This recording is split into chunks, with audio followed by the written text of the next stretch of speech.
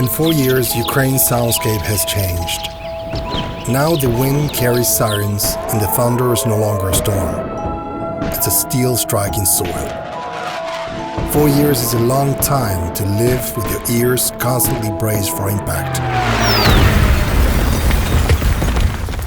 And yet, amidst the roar of war, one sound persists, the sound of rebuilding, the strike of a shovel, the murmur of those returning home, and the indomitable heartbeat of a nation that refuses to be silenced. The Russian regime's invasion sought to subdue them, but it met with a symphony of courage. Today, in Buenos Aires, 13,000 kilometers away, the echoes of resistance ring louder than ever.